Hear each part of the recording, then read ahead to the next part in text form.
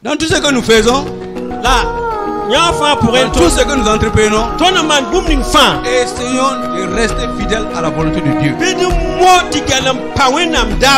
si souvent ce que nous faisons en apparence s'apparente à la volonté de Dieu. Qui êtes-vous pour ne pas supporter les humiliations? Qui êtes-vous pour qu'on ne vous reproche pas? Jésus-Christ lui-même, Jésus-Christ le Seigneur, a subi toutes sortes d'humiliations. Il y a des chrétiens dans l'église. Ils savent ce qu'est la volonté de Dieu. Mais à force d'insister, à force de persévérer, ils finissent par arracher de Dieu ce qu'ils désirent. Et ils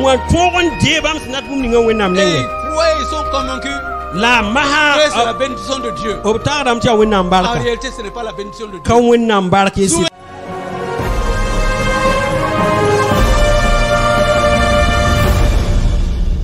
Ceci dit, je vous invite à lire un passage, Jude 11.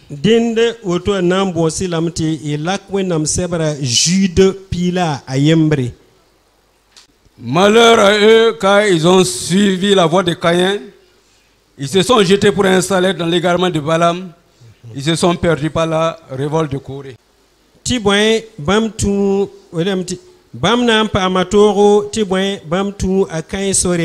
Labam tu a Balam kongra yoring neb surfan.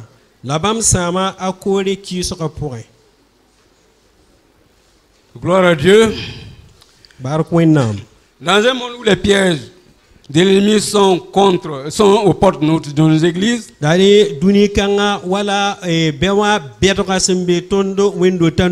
ne pas dire que les pièges de l'ennemi ont pénétré même l'église aujourd'hui. Et ka ratigneti nanken yelbati et biedra wendo tanwe runda. Il nous appartient à chacun de nous de tenir ferme et de demeurer fidèle à Dieu et à sa parole. Car il est dit que c'est seuls ceux qui seront trouvés fidèles qui hériteront le royaume des cieux.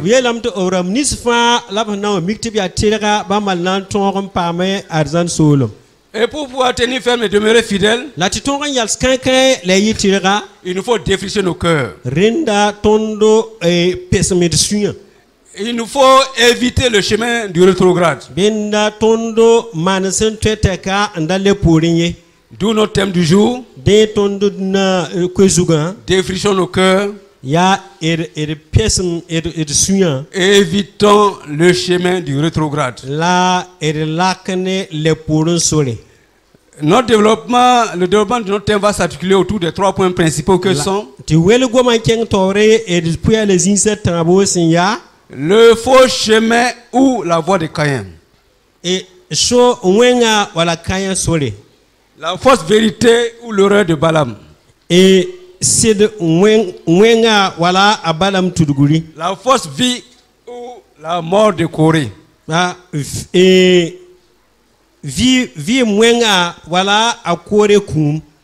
Nous allons un peu parler de l'auteur avant de continuer. Notre lecture est extraite du livre de Jude, dont Jude lui-même est l'auteur.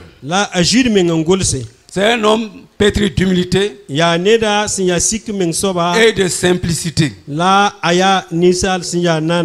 Si vous lisez au tout début du livre, il s'est présenté comme le frère de Jacques et comme le serviteur de Jésus-Christ. Pourtant c'est le frère également de Jésus-Christ, mais il s'est présenté comme le serviteur de Jésus-Christ.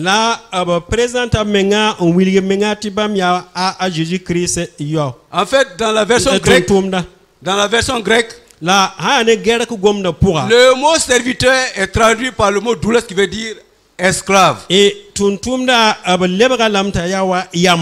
C'est-à-dire, c'est la traduction française qui a estimé que comme il n'y a plus d'esclaves,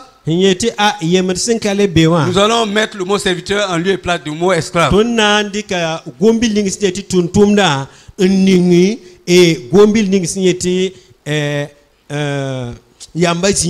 C'est-à-dire, sinon, Jacques s'est présenté comme l'esclave de Jésus-Christ.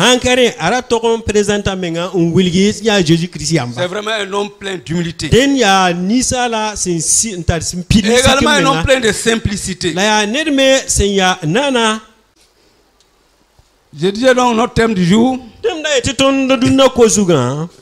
D'abord, je vais parler du but du message.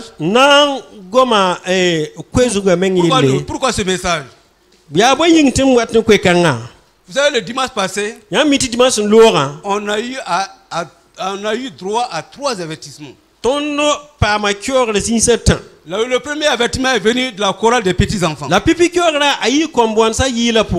chorale des petits-enfants nous disait: j'ai entendu une voix qui m'angoisse. Selon cette voix, le terminus des pécheurs, c'est l'enfer. Ensuite, c'est la chorale féminine qui nous ont dit, et beaucoup insisté, pour que nous produisions de bonnes œuvres. Car toutes nos œuvres seront appréciées et seront évaluées par le feu au ciel. Comme Hébreux 4, verset 13 nous dit que tout est mis à nu, à découvert aux yeux de celui à qui nous devons rendre compte. Aucune de nos œuvres sera cachée aux yeux de Dieu.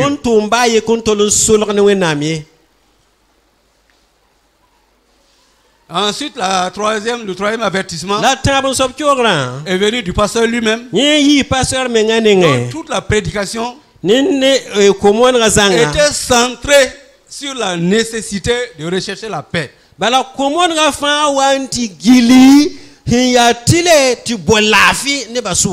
nécessité de rechercher la paix. Hébreux 12, verset 18 nous dit ceci: s'il est possible, autant que cela dépend de vous, autant que cela dépend de vous, soyez en paix avec tous les autres.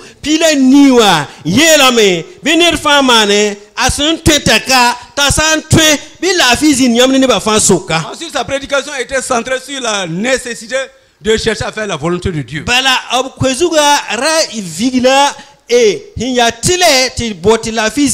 Ensuite, sur la nécessité de produire de bonnes œuvres.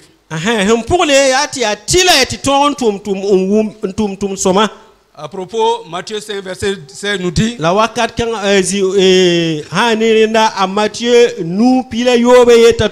votre lumière luise ainsi devant les hommes, que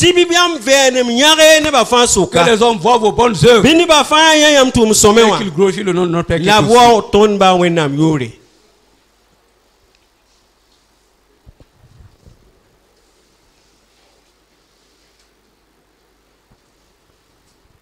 Le but de mon message ce matin est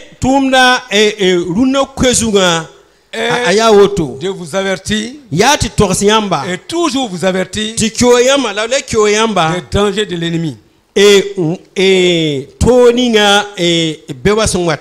Jean 14, verset 6.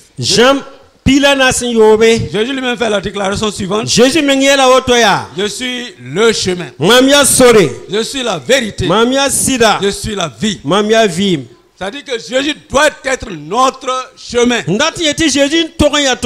pour nous conduire à sa vérité et à sa vie. Malheureusement, le passage que nous avons lu, Jude 11, dit ceci: alors, quand ils ont suivi la voie de Caïn, ils se sont jetés pour installer dans l'égarement de Balaam. Ils se sont perdus par la révolte de Corée. C'est-à-dire l'écrit de Jude nous parle d'un faux chemin. L'écrit de Jude nous parle d'une fausse vérité. Et enfin, l'écrit de Jude nous parle d'une fausse vie. yalum soba au gomna tonu viem sin ya ziri. Au lieu du chemin de Jésus-Christ. Titu Jésus-Christ, quel titu Jésus-Christ? L'écrit de Jude nous avertit d'un faux chemin. Jude sebra kora tondi sol hen ya wenga qui est la voie de Balaam. Hen ya abalam sore. Au lieu de la vérité de Jésus-Christ. On est tout à Jésus-Christ sidan. L'écrit de Jude nous avertit. A Jude sebra willi da tondo. Une fausse vérité. Et sidsin ya wenga. Et la fausse vérité de Balaam ou l'erreur de Balaam. Zirimbe sida sin ya wala abalam tuduguri. En fin de compte, au lieu de la vie de Jésus-Christ. Bosro au lieu de Jésus-Christ sona. Dans l'écrit de Jude, nous sommes conduits à la mort de Corée. Et Jude sebra talaton antikihe akore kume. Nous allons d'abord voir ce que la voie de Caïn, le faux chemin de la voie de Caïn.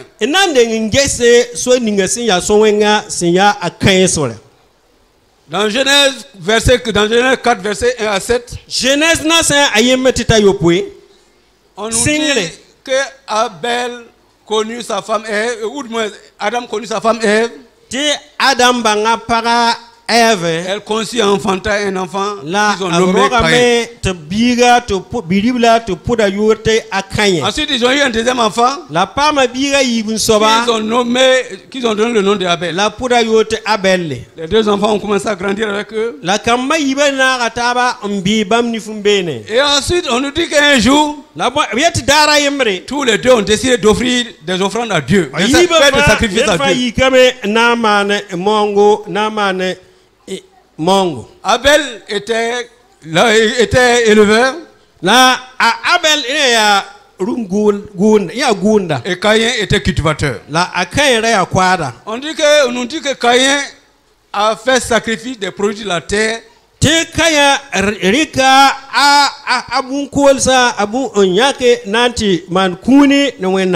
on nous dit que lorsque Caïn a fait son offrande, son sacrifice,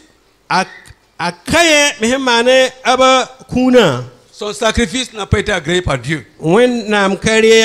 Dieu n'a pas jeté un regard favorable au sacrifice de Caïn. Mais lorsque Abel a fait son sacrifice, Abel a tué un agneau. Abel a sacrifié un agneau. Et l'Éternel a trouvé a rejeté un regard favorable au sacrifice d'Abel. On nous dit qu'à partir de cet instant, Abel s'est irrité. Il était fâché. Il était dans la colère. Et même cette colère l'a plongé dans une jalousie. Et la jalousie l'a plongé dans le crime. Sa colère va l'amener à tuer son frère Abel. Mais qui est Caïn? Caïn dans l'église d'aujourd'hui, c'est le prototype de chrétien.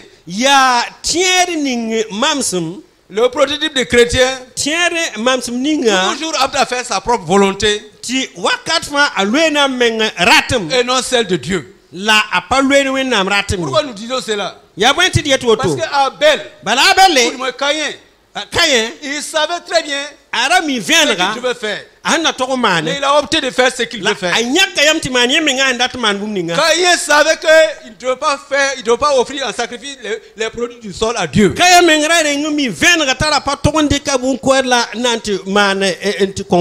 que dans Genèse 3 verset 17, Dieu lui-même a déclaré que le sol est maudit à cause de la rébellion d'Adam et de Ève.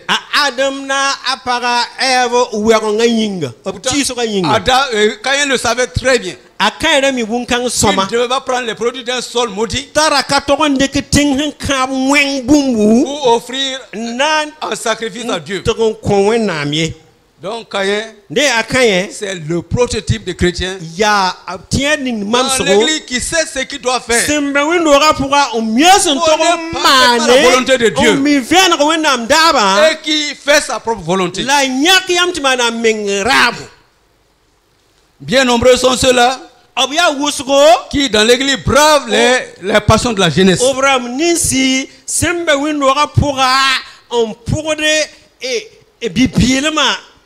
C'est-à-dire dans 2 Timothée 2 verset 22, le Dieu par la bouche de Paul fuyait les passions. Et tout le monde sait ces versets. Beaucoup de gens connaissent ces versets. Et beaucoup de gens savent ce qu'est la volonté de Dieu. Et l'exemple nous a été donné par Joseph. Lorsqu'il était avec la femme de Potiphar. On dit que Paul, la femme de Potiphar, a tenté plusieurs fois. Elle a tout fait pour que Joseph se couche avec elle. Joseph a toujours refusé. Un jour, pendant qu'ils étaient seuls dans la chambre, elle a saisi Joseph par son habit. Et il lui a dit, couche-toi avec moi aujourd'hui. Qu'est-ce que Joseph a fait? Il n'a même pas réfléchi. Il n'a pas pensé à autre chose. Il a simplement fui. Devant les passions de la jeunesse, il n'y a pas d'autre alternative que la fuite. Si vous êtes devant une femme, fuyez. Si vous êtes devant un homme, à moins qu'on vous viole, il faut fuir. C'est la fuite.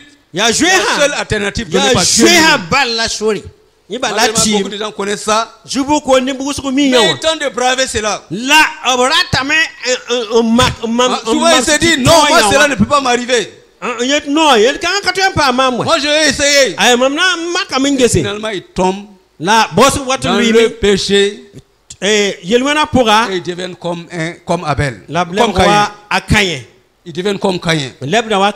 Ils ont su la volonté de Dieu. Ils ont bravé la volonté de Dieu. Et ils sont tombés dans leur propre erreur.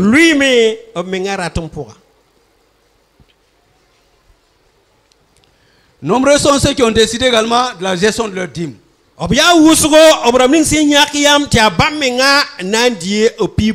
propos de la dîme, Dieu est suffisamment clair là-dessus.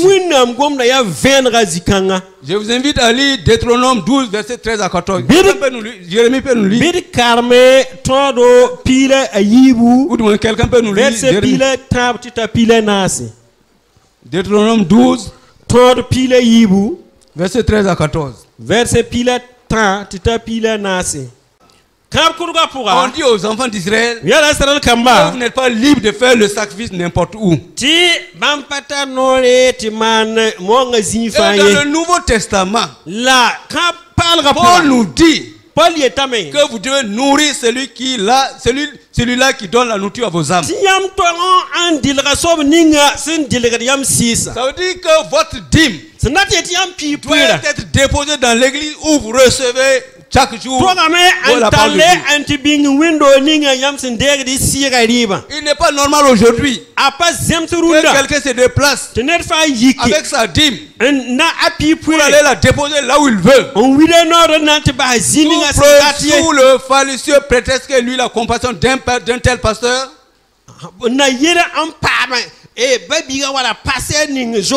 Il s'est dit, voilà, il y a un pasteur qui me fait pitié là-bas, je vais aller lui donner ma dîme. Ce n'est pas normal. Si vous avez compassion de lui, si vous avez compassion du pasteur, trouvez-lui autre chose. Trouvez-lui des offrandes. Mais tout sauf votre dîme. La dîme appartient, la gestion de la dîme appartient exclusivement à l'église.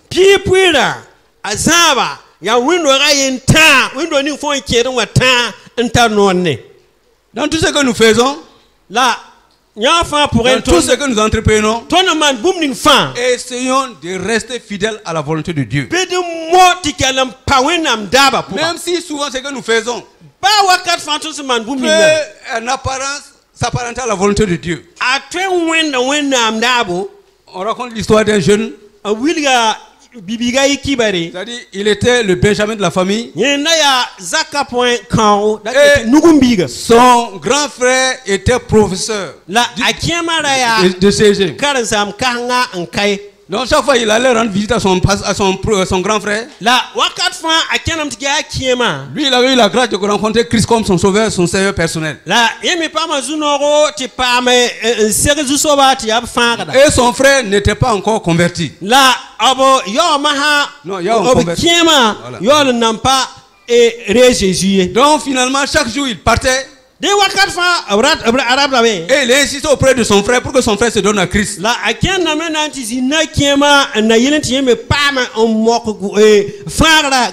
Chaque fois son grand frère jouait à l'intellectuel. Et il disait non, moi j'ai d'autres préoccupations pour le moment. Un jour, donc pendant que le petit frère est venu chez lui, il est sorti, il a accompagné son petit frère et arrivé au portail. C'était lui qui était devant. C'était le grand frère qui était devant. Le petit frère a basculé le portail sur lui. Et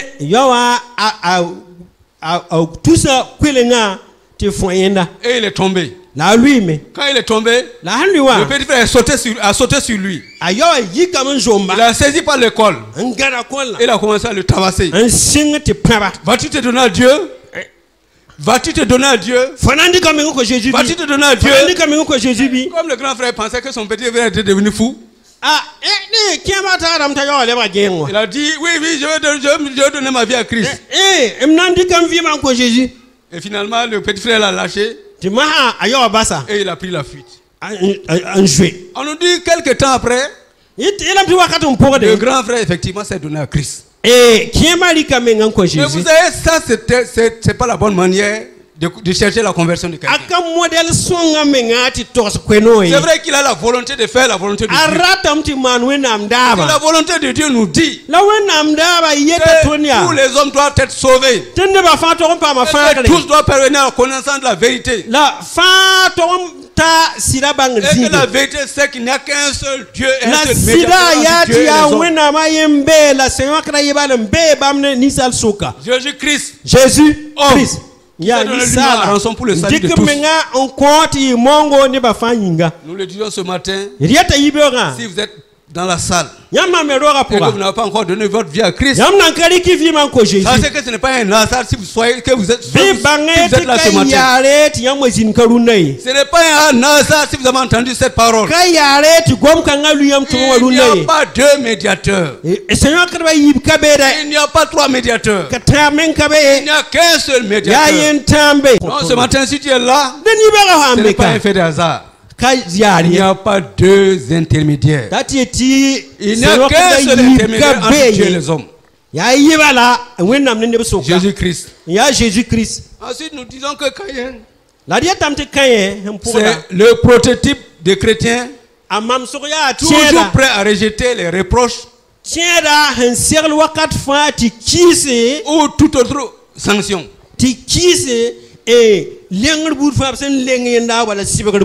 Vous savez que quand Caïn a fait son offrande, Dieu a rejeté son offrande. On dit que Caïn était irrité et son visage était abattu. Dieu lui-même est venu vers Caïn. Dieu lui-même est venu vers Caïn. Mais Caïn, mais pourquoi es-tu là tout abattu? Si tu fais ce qui est conforme, si tu fais ce qui est bien, je te serai agréable. Tu me seras agréable. Et je portais toujours un regard favorable à toi. Au lieu que Caïn se repente devant Dieu et faire l'offrande conforme à celui d'Abel. C'est ce que Dieu attendait de Caïn. Malheureusement, Caïn a endurci son cœur. Il a refusé d'écouter Dieu. Il a refusé de s'humilier devant Dieu. Il a continué dans sa colère. La kenga tore asuyikiro pura. Et c'est dans cette colère qu'il a tué son frère La Abel. ya suyikirkan pura la kweyoa. Aujourd'hui également, Rundame il y a des Caïns dans nos églises. kayra mombe windora pura. Quand on veut les reprocher, Handaten lengba. quand on veut leur dire que ce que vous avez fait n'est pas bien, Handaten wili tip semana ka soma. ils sont toujours prêts à déserter de l'église. Aba ya aba serlen same ti yimba swindora. Il n'est pas dit qu'il est interdit à quelqu'un de quitter son église. Okayati kisam kisam ti yimba Dieu peut windo. vous dire de quitter l'église. Bala ana yi windo. Si Dieu vous dit de quitter l'église, Wina mahayeli am ti yi windo. il sait pourquoi il vous dit de quitter. Misinya bumninga. Mais sans l'accord de Dieu, La hanka yi winam nenga. personne n'a le droit de quitter l'église. Nerba kata noti yi windo. Pas parce qu'on vous a reproché, Kaman zabne fo ou même yinga. parce qu'on vous a infligé une petite sanction, Kawala aban sibro fo bilfan. que vous allez quitter l'église. La fo nan yik noye. Si vous quittez l'église, Han lore vous êtes devenu comme Caïn. ilebra wa kanye. Parce que Caïn Bala kanye a quitté la présence de Dieu à un moment ay donné. yi winam belma pura. Puisqu'il n'a pas voulu se repentir devant Dieu. Bala akanya han boti. Il n'a pas écouté les paroles de Dieu. Kel winam goma. Il ne s'est pas repenti. A pako suguri. Dieu l'a rejeté de sa présence. Winam kisa la me. Et Caïn est devenu un élément errant dans la nature. La kanya lebra nere hen un yuriari.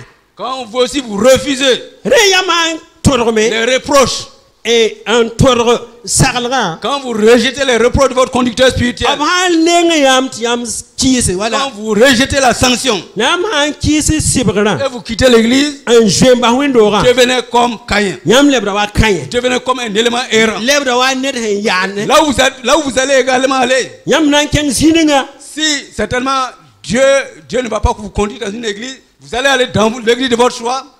Wena kawana nan tiya yam windo ma ha yam na ya ke windo on kenge. Et quand vous arriverez également là-bas, Nama ti tabe ma vous ha. n'allez pas pouvoir rester. Ikana tor Vous yalsi. serez comme un élément Ina errant, yi comme net Caïn. han an yuhure wa akanye.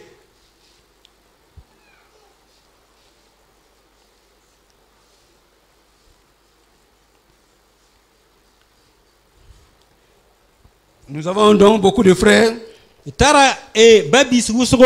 et des sœurs Babi porsla babi rap wusgo. certainement qui ont quitté cette église. Han jemba windo kanga. Nous diront certainement qu'ils ont emprunté la voie de Caïn. Eton kana eti ebarika kanye sore. Et ce matin, nous sommes en droit d'avertir tous ceux qui sont là. La yibora etara beneton ti torsaber etikyo gabram fasen be kawa. N'empruntez jamais la voie de Caïn. Bira rika kanye sora Si yi. vous empruntez la voie de Caïn, Ihande kanye sora. vous tomberez dans l'erreur de Balaam. Ina lui abalam kongra pura. Souvenez-nous, Et que tiens, nous avons dit Etere. que le livre de Jude Ti Jude nous sebra. parle du faux chemin qu'est la voie de Caïn. Agomna ne so mwenga sinya akanye Et sora. la fausse vérité qu'est l'erreur de Balaam. La sirwenga ziri sirawa ya abalam Si tudugule. vous quittez l'église Ha yiwi ha baso indora. parce qu'on vous a énervé, Ti web parce sawa que yam vous avez estimé qu'on vous a humilié, bala yam mi kam to yala yamba.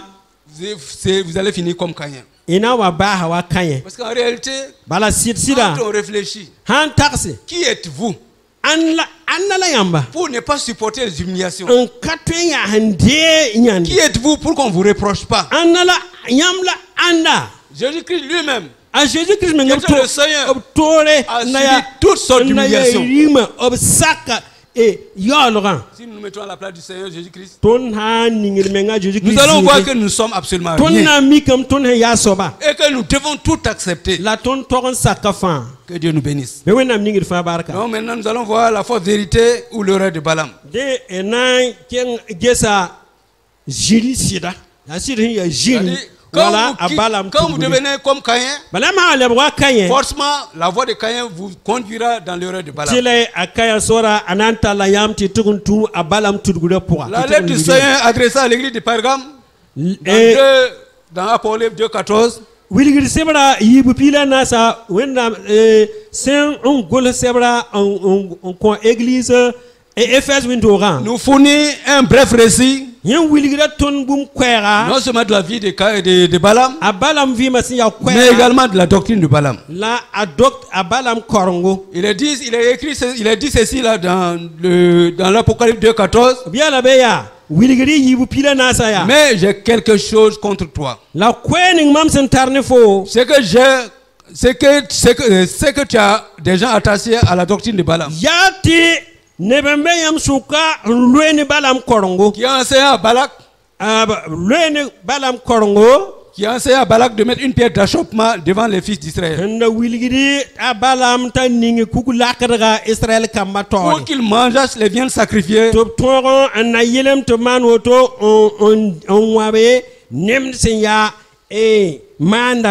Et qu'ils se livrassent à l'impudicité. Balaam, c'était l'un des plus grands prophètes de l'époque. Balaam, c'est un géant spirituel. Si vous lisez dans Nombre, si vous lisez Nombre 24, verset 17, vous vous rendez compte qu'il fut le premier à prophétiser la venue de Jésus-Christ. Il a dit qu'un as sortira de Jacob. C'est à cause même de sa prophétie que les rois mages d'Orient ont pu être guidés jusqu'en Israël. C'est-à-dire qu'ils n'ont fait que suivre ce que Balaam avait dit à son temps. Balaam, c'était véritablement un grand prophète. Malheureusement, un grand prophète qui s'est laissé frouer par sa propre cupidité. On dit qu'il y avait le roi Balak qui est venu voir Balaam, qui disait à Balaam, maudit les enfants d'Israël. Parce que c'est maintenant les enfants d'Israël devaient traverser le pays de Moab. Ils devaient traverser le pays de Moab pour aller donc en Israël. Et Balak se sentait directement en danger. Et il s'est dit, certainement je vais finir par être tué comme les autres rois. Pourtant c'est parce que les autres rois ont provoqué Israël. Donc il est parti s'attacher, il est parti chercher les faveurs de Balaam. Parce que quand Balaam maudissait quelqu'un, la personne était maudite. Quand il bénissait également quelqu'un, la personne était bénite. C'est-à-dire c'était véritablement un vrai prophète. Et quand Balaam est venu chez lui pour la première fois, quand Balak est venu chez lui pour la première fois, il a rejeté l'offre de Balak. Ensuite, Balak est venu une deuxième fois avec beaucoup d'or, avec beaucoup d'argent. Et Balaam a dit, même si tu m'offrais une case remplie d'or et d'argent, je ne maudirai pas Israël. Jusque-là, il était intègre. Jusque-là, il a essayé d'être conforme à la volonté de Dieu. Et Dieu lui-même a dit à Balaam, ne suis pas ces gens-là. Ne va pas avec les éléments de Balak. Mais malheureusement pour la troisième fois, Balaam est sorti et il allait avec les enfants d'Israël. Parce que Balaam insistait auprès de Dieu. Il insistait Dieu pour obtenir l'accord de Dieu. Balaam, il incarne le partisan de la volonté permissive de Dieu. C'est-à-dire,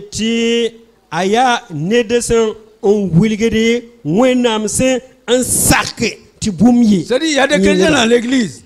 Ils savent ce que la volonté de Dieu dit. Mais à force d'insister, à force de persévérer, ils finissent par arracher de Dieu ce qu'ils désirent. Et ils croient, ils sont convaincus La maha c'est la bénédiction de Dieu. En réalité, ce n'est pas la bénédiction de Dieu. Souvenez-vous de l'enfant prodigue. L'enfant prodigue dans Luc 15. À partir du verset 11. Cet enfant a certainement insisté auprès du Père. Sinon, il n'est pas allé dès le premier jour. Dire au Père, donne-moi mon héritage. Le papa lui a donné l'héritage. Certainement parce qu'il a insisté. Il a persévéré dans son insistance. Et finalement, le papa lui a donné son héritage. Quand nous insistons également auprès de Dieu, nous sommes comme un enfant têtu. Il y a des enfants comme ça, tellement têtus, tellement entêtés. Quand ils vous demandent quelque chose, finalement vous finissez par leur donner pour avoir votre paix. Sinon, vous n'allez jamais être en paix. De la même manière, n'oubliez pas que Dieu nous traite comme ses enfants. Quand nous insistons auprès de Dieu, nous finissons par obtenir ce que nous voulons. Même si cela ne participe pas de la volonté de Dieu. C'est ce que Balaam a fait. Dieu a autorisé à un moment donné Balaam d'aller vers Balak. Et quand il partait, c'est là que l'ange de Dieu l'a rencontré. Il a compris son erreur. Mais c'était trop tard. Balaam est mort de façon misérable. Aujourd'hui également, Balaam incarne ses faux prophètes. Et des prophètes qui savent ce que Dieu dit. Et qui trottent de façon volontaire la vérité de Dieu. Quand quelqu'un va venir vous dire, voilà, j'ai eu telle prophétie te concernant. Pourtant, il n'a rien reçu de Dieu. C'est du Balaam.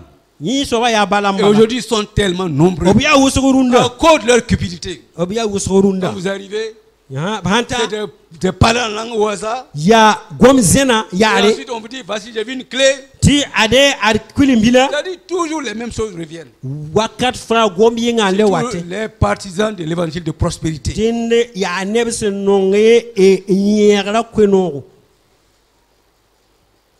Non, Balaam, c'est l'incarnation également des faux prophètes. Et quand on prend le chemin de Caïn, nous serons certainement induits dans l'erreur de Balaam. Et nous finirons par mourir comme Corée. C'est-à-dire Corée, c'était quelqu'un qui était dans l'église. Et qui à un moment donné s'est révolté contre le conducteur spirituel. Corée s'est révolté contre Moïse. Il a eu même eu des partisans. Dathan, les Abiram se sont associés à lui. Et ils se sont ligués contre Moïse. Aujourd'hui également, dans l'église, Corée symbolise tout cela qui sème la division dans l'église. Ils sont là rien que pour semer la division. Quand le pasteur dit quelque chose, et à leur sortie, ils vont commencer à mobiliser leurs gens. Oh, c'est du n'importe quoi ce qu'il a dit. C'est du n'importe quoi ce qu'il a raconté. Non, quand quelqu'un parle de l'erreur de Caïn, de Balaam, c'est des histoires. Mais quand quelqu'un vous dit, vous pouvez boire l'alcool, parce que Dieu n'a pas interdit l'alcool, ça veut dire quoi ça? C'est du Balaam. Parce qu'il connaît bien la parole de Dieu. Il connaît bien la volonté de Dieu. Et il veut vous pousser dans l'alcoolisme. Il veut vous pousser à faire ce qui est contraire à la parole de Dieu. Parce que il va dire. Paul a dit à Timothée. Paul il boit un peu d'alcool. Des mots de vente. Tu n'a pas de mots de vente. La faut qu'à Pourquoi tu veux prendre l'alcool? Mes frères, fuyons les Balaam. Et de jouer à Balaam Dama. Balaam, c'est pas simplement les faux prophètes qui sont tout autour de Ouagadougou dans des Balaam ka professeur dans des hangars ou dans des maisons. La zana la rotuma bali. Mais chacun de nous également peut être un Balaam. La ton net kan fa yembre toi y Balaam. Nous pouvons dire aux gens des choses contraires à la parole de Dieu. Boum c'est un kir winam gwama. Pourtant nous savons que ce que nous disons est totalement faux. Ayav zili face. Le roi Akab a demandé le soutien de 400 prophètes.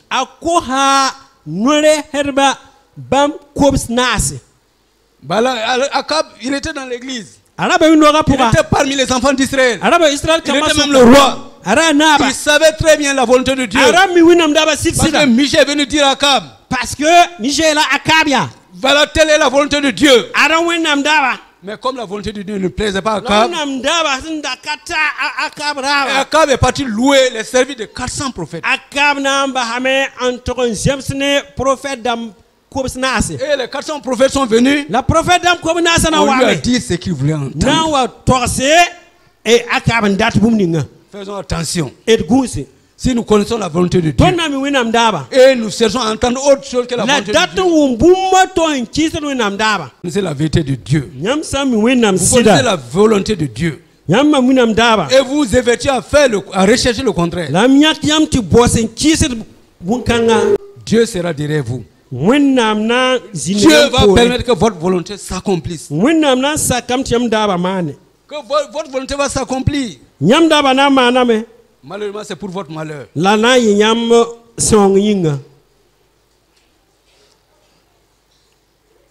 Hébreux 13, verset 17.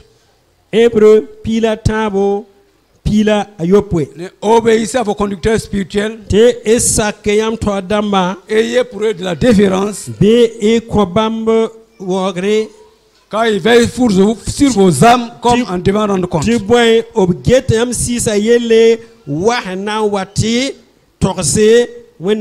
Qu'il en soit ainsi. Qu'il le fasse avec joie et non en gémissant. Ah, c'est si nous faisons gémir notre condition spirituelle.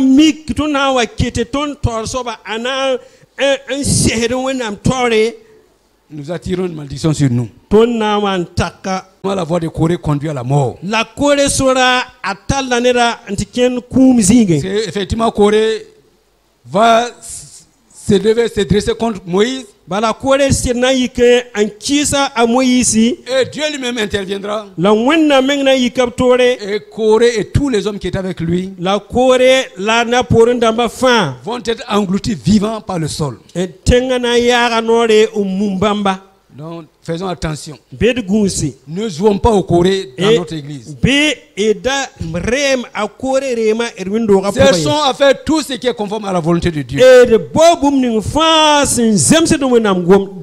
Ce matin, c'est un avertissement que nous vous donnons. Évitons le faux chemin de Caïn.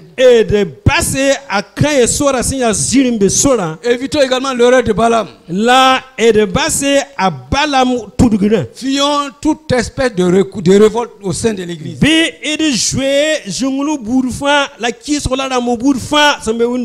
Mais bien au contraire, cherchons à faire la volonté de Dieu.